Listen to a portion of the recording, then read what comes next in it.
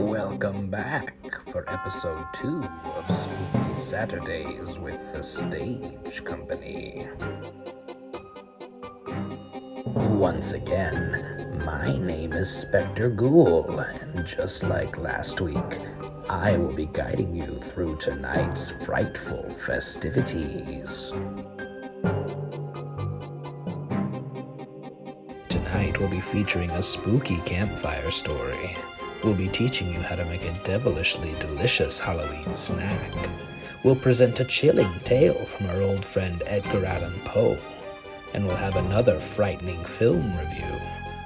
We'll also throw in some bits of terrifying trivia and haunted Halloween history. So sit back and relax as the Stage Company takes you on a fun-filled and ghostly journey in tonight's edition of Spooky Saturdays with the Stage Company.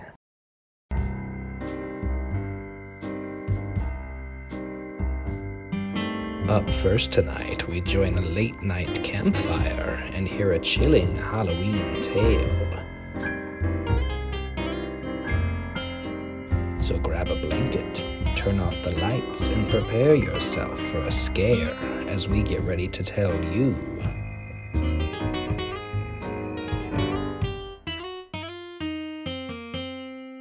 a spooky campfire story.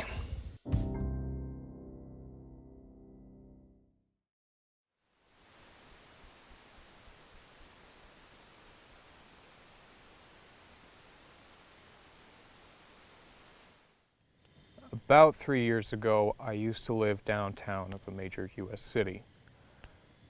I'm naturally a night person, so I would get bored when my roommate, who was decidedly not a night person, would go to sleep. So I decided to start going for long walks and spend the time thinking. I spent 2 years like that, walking alone and thinking.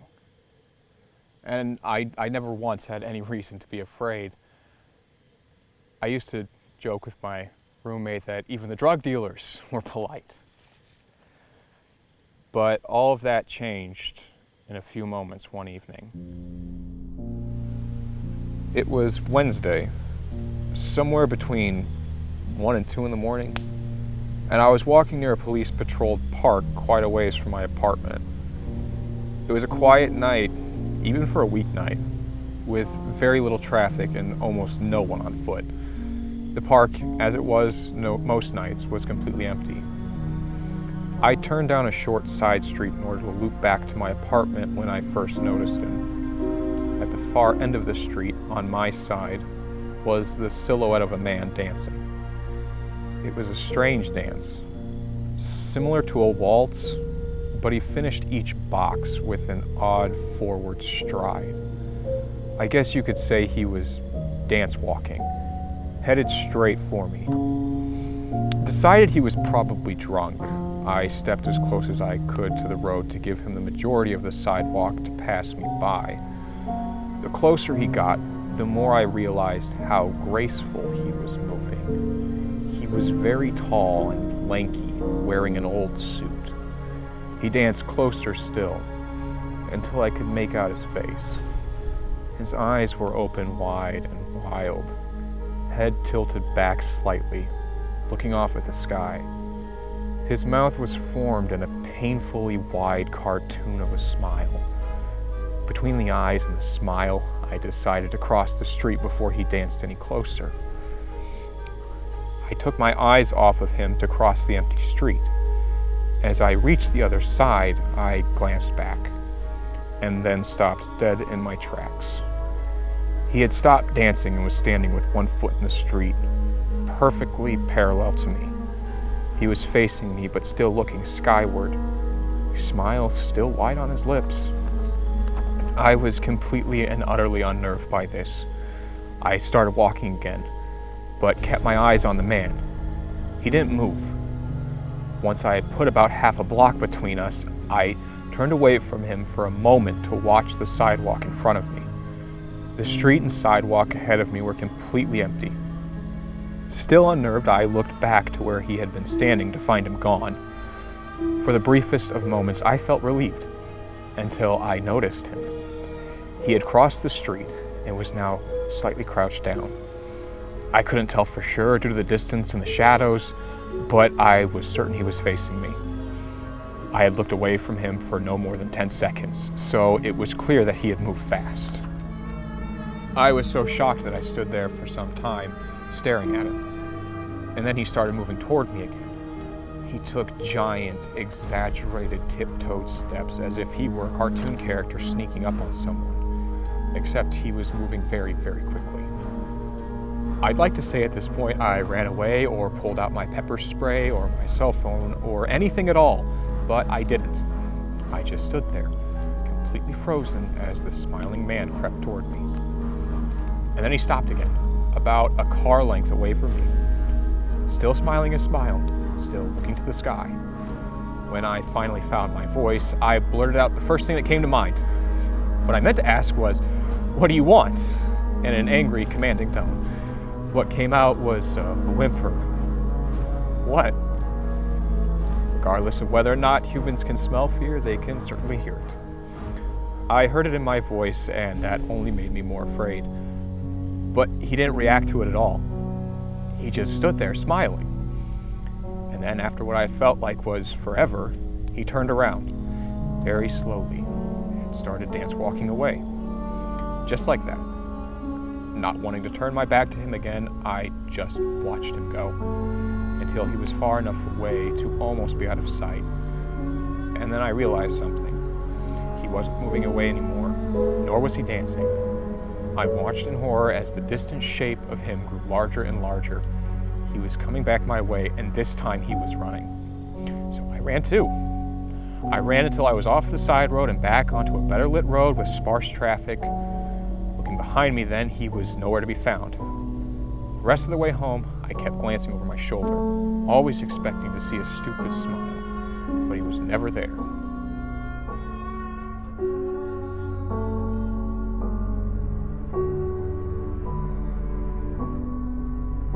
I lived in that city for another 6 months after that. I never went for another walk. There was something about his face that always haunted me. He didn't look drunk. He didn't look high. He looked completely and utterly insane. And that is a very, very scary thing.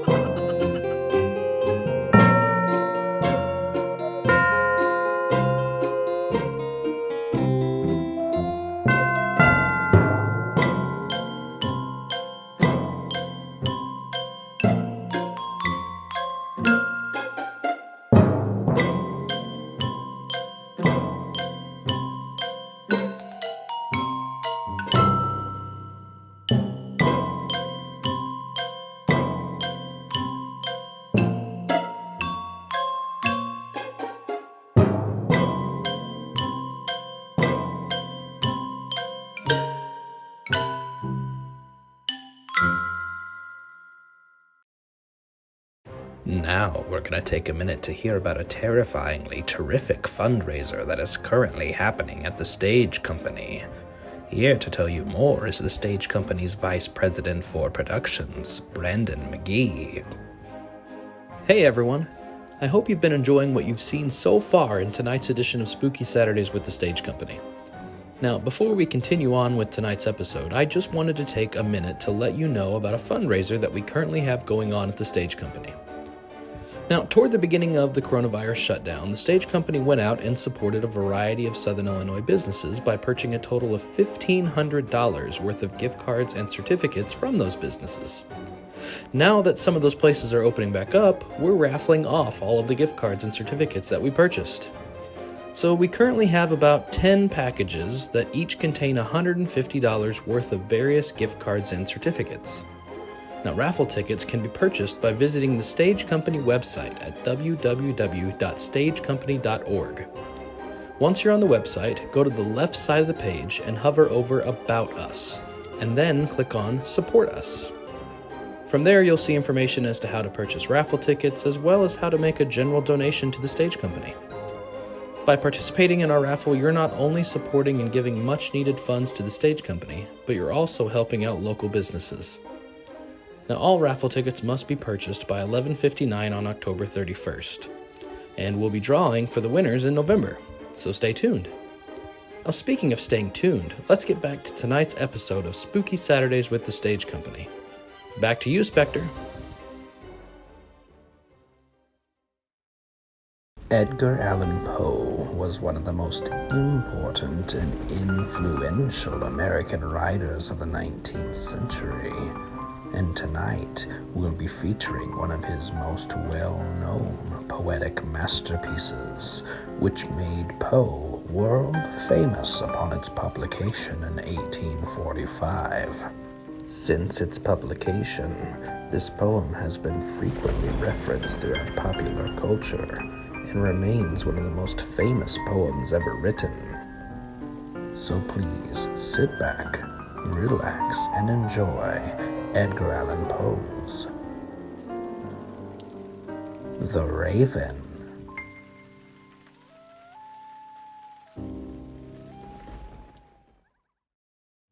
Once upon a midnight dreary, while I pondered, weak and weary, over many a quaint and curious volume of forgotten lore, while I nodded, nearly napping, suddenly there came a tapping, as of someone gently rapping at my chamber door. "'Tis some visitor," I muttered, tapping at my chamber door. "Only this, and nothing more." Ah, distinctly I remember, it was in the bleak December, and each separate dying ember wrought its ghost upon the floor. Eagerly I wished the morrow, vainly I had sought to borrow from my books surcease of sorrow, sorrow for the lost Lenore, for the rare and radiant maiden, whom the angels name Lenore, nameless here, forevermore. And the silken, sad, uncertain rustling of each purple curtain thrilled me, filled me with fantastic terrors never felt before. So that now, to still the beating of my heart, I stood repeating, "'Tis some visitor entreating entrance at my chamber door. Some late visitor entreating entrance at my chamber door. This is it, and nothing more." Presently, my soul grew stronger, hesitating then no longer. "Sir," I said, "or madam, truly your forgiveness I implore. But the fact is I was napping, and so gently you came rapping, and so faintly you came tapping, tapping at my chamber door, that I scarce was sure I heard you." Here I opened wide the door. Darkness there, and nothing more. Deep into that darkness peering, long I stood there wondering, fearing, doubting, dreaming dreams no mortal ever dared to dream before. But the silence was unbroken, and the stillness gave no token, and the only word that spoken was the whispered word, "Lenore." This I whispered, and an echo murmured back the word, "Lenore." Merely this, and nothing more. Back into my chamber turning, all my soul within me burning, soon again I heard a tapping somewhat louder than before. "Surely," said I, "surely that is something at my window's lattice. Let me see then what thereat is, and this mystery explore. Let my heart be still a moment, and this mystery explore. 'Tis the wind, and nothing more." Open here I flung the shutter, when, with many a flirt and flutter, in there stepped a stately raven of the saintly days of yore. Not the least obeisance made he, not a minute stopped or stayed he, but when mine of lord or lady perched above, my chamber door. Perched upon a bust of Pallas just above my chamber door. Perched and sat, but nothing more. Then this ebony bird beguiling my sad fancy into smiling, by the grave I stood, and decorum of the countenance it wore. Though thy crest be shorn and shaven, thou, I said, art sure no craven, ghastly grim of ancient raven wandering from the nightly shore. Tell me what thy lordly name is on the night's Plutonian shore. Quoth the raven, nevermore. Much I marvel this ungainly fowl, to hear discourse so plainly, though its answer little meaning, little relevancy bore. For we cannot help agreeing that no living human being ever yet was blessed with seeing bird above his chamber door, bird or beast above this sculptured bust above his chamber door, with such name as nevermore. But the raven, sitting lonely on the placid bust, spoke only that one word, as if his soul in that one word he did outpour. Nothing farther then he uttered, not a feather then he fluttered, till I scarcely more than muttered, other friends have flown before, on the morrow he will leave me, as my hopes have flown before. Then the bird said, nevermore. Startled at the stillness broken by reply so aptly spoken, doubtless, said I, what it utters it is only stock and store, caught from some unhappy master, whom unmerciful disaster followed fast and followed faster, till his songs one burden bore, till the dirges of his hope that melancholy burden bore, of never, nevermore. The raven still beguiling all my fancy into smiling, straight I wheeled a cushioned seat in front of bird and bust and door. Then upon the velvet sinking I betook myself, so linking fancy unto fancy, thinking what this ominous bird of yore, what this grim, ungainly, ghastly, gaunt, and ominous bird of yore meant in croaking nevermore.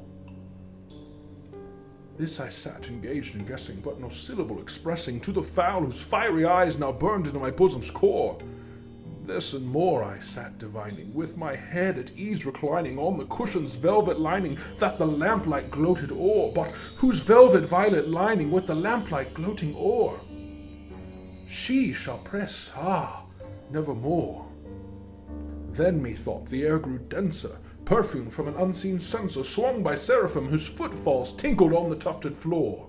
Wretch, I cried, thy God hath lent me, by these angels he hath sent thee, respite, respite, and nepenthe from thy memories of Lenore. Quaff, oh quaff this kind nepenthe, and I forget this lost Lenore. Quoth the raven, nevermore. Prophet, said I, thing of evil, prophet, still if bird or devil, whether tempter sent or whether tempest tossed thee here ashore, desolate yet all undaunted, on this desert land enchanted, on this home by horror haunted, tell me truly I implore, is there balm in Gilead? Tell me, I implore. Quoth the raven, nevermore. Prophet, said I, thing of evil, prophet still if bird or devil, but that heaven that bends above us, by that God we both adore, tell this soul with sorrow laden, within the distant Aden, it shall clasp a sainted maiden, whom the angels name Lenore, clasp a rare and radiant maiden, whom the angels name Lenore. Quoth the raven, nevermore. Be that word or sign of parting, bird or fiend, I shrieked upstarting. Get thee back into the tempest and the night's Plutonian shore. Leave no black plume as a token of that lie thy soul hath spoken. Leave my loneliness unbroken. Quit the bust above my door. Take thy beak from out my heart, and take thy form from off my door. Quoth the raven, nevermore. And the raven, never flitting, still is sitting, on the pallid bust of Pallas just above my chamber door, and his eyes have all the seeming of a demon's that is dreaming, and the lamplight o'er him streaming throws his shadow on the floor, and my soul from out that shadow that lies floating on the floor shall be lifted nevermore. Now it's once again time to teach you how to make a devilishly delicious Halloween treat. Tonight, we'll be showing you how to make a tasty batch of pumpkin cheesecake bars. So grab your beakers, as this time we head to the lab for this week's edition of Spooky Snacks. You can crush them with your hands or bludgeon them with a hammer. Your choice. Butter it up. This better not be another night of constant mixing. Greasier than politicians in an election year.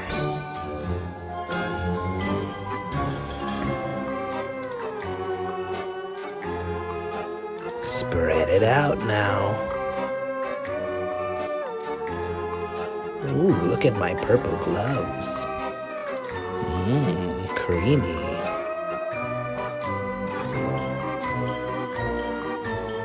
Don't worry, I won't be making another egg pun this week.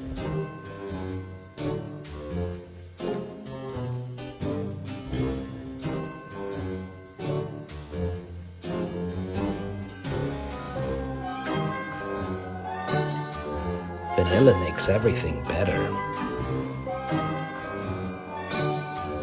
Let's sweeten things up a bit. Oh, lovely. My favorite thing again. Mixing.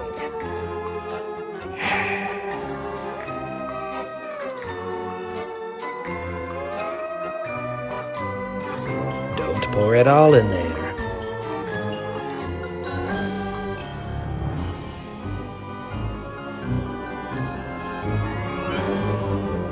Smooth. Time to let it chill out for a bit. That poor jack-o'-lantern out back didn't stand a chance. Do I even have to say it?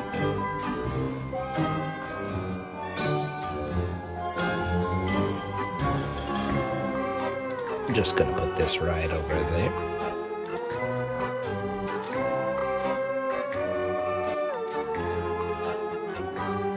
Butter and purple gloves, you'll never find a better combo. More sweet stuff. And some flour.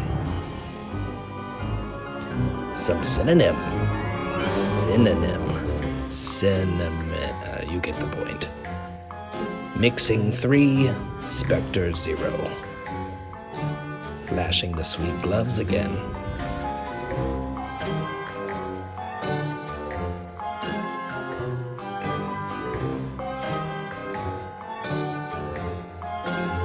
Let's get ready to crumble. You guys tired of seeing my awesome gloves yet? We crammed in the last few steps, but you get the point. Enjoy!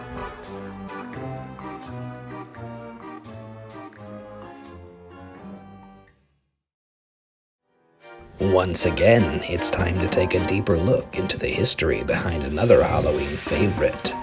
Tonight, we'll be digging a little deeper into one of Halloween's most popular candies in tonight's edition of Haunting Halloween History. Whether you like it, hate it, or just use it to decorate, you probably think of candy corn as a Halloween treat. However, in the beginning, it was associated more with chickens than the Halloween holiday. Although the origins of candy corn aren't completely known, it seems to have come out around the 1880s, a time when candy companies were molding candies into the shape of pumpkins, chestnuts, turnips, and other agricultural products. Companies marketed agriculture-themed candies to children throughout the entire year due to the fact that farmers made up about half of the American labor force. Enter candy corn, an innovative candy with 3 hand-layered colors. These multicolored treats were made of sugar and corn syrup. In 1898, the Golditz Candy Company, known today as the Jelly Belly Candy Company, picked up the recipe and started marketing the kernels as a candy called chicken feed. This was because before World War I, most Americans didn't think of corn as people food, as it was traditionally used to feed pigs and chickens. Even after World War I, candy corn kept its association with chickens. Packages of candy corn from the 1920s displayed a rooster and the motto, "King of the Candy Corn Fields." In the first half of the 20th century, candy corn became a common penny candy. These were the types of treats that kids could buy for very little money. As Halloween became more and more dominated by candy in the 1950s, candy corn became more and more of a candy for Halloween. there was a dramatic spike in candy corn advertising in October beginning in the 1950s. Other kinds of candy were advertised during Halloween as well, but they were also advertised just as heavily during the rest of the year. Today, an estimated 35 million pounds of the candy are sold every year. And while it's easy to find candy corn year-round, it's most prominent in October, when, on the 30th, National Candy Corn Day honors the original chicken feed treat. We hope that you've enjoyed this edition of Haunting Halloween History. Now back to Spector for more Spooky Saturdays with the Stage Company. It's time for another frightening film review. Tonight, we have Matt Garrison, department chair and art of the cinema instructor at John A. Logan College, telling us about one of his film favorites.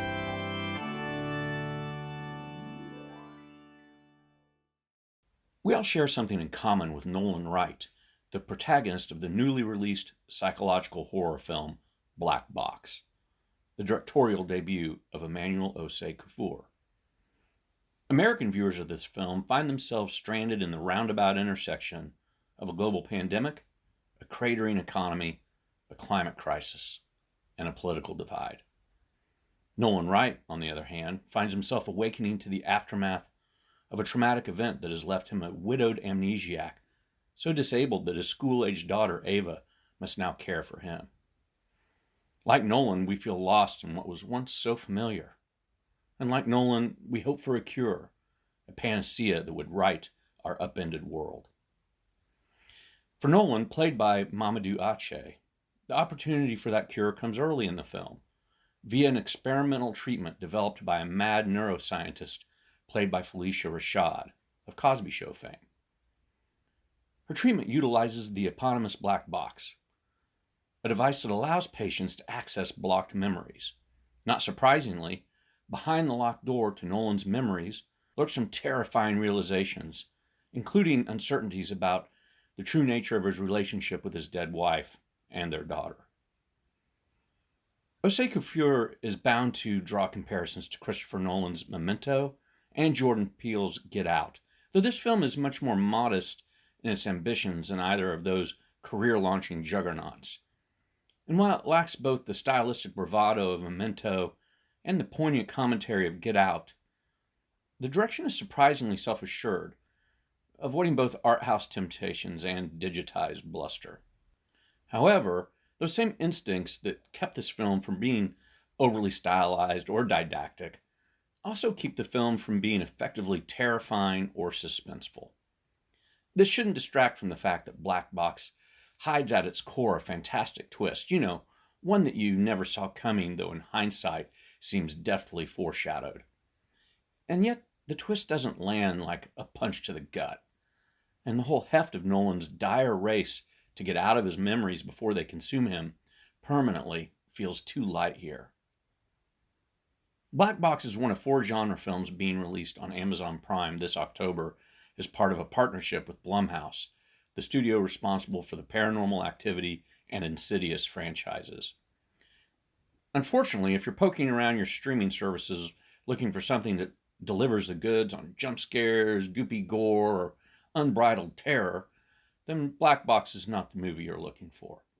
On the other hand, if you prefer more cerebral horror films that probe the dark corners of human psychology, then go ahead, open the Black Box.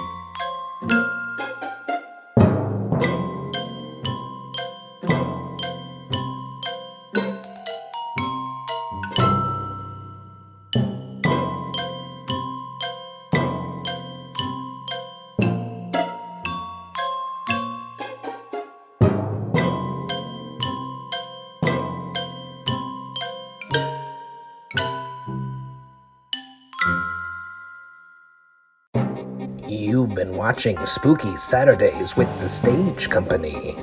Thank you for joining us this evening. Join us again next weekend for more creepy content and spooky segments. Remember, we'll be bringing you all new material each Saturday throughout October. Feel free to donate to the Stage Company by clicking on the PayPal link in the description with this video. We hope to see you again next time for another Spooky Saturday with the Stage Company.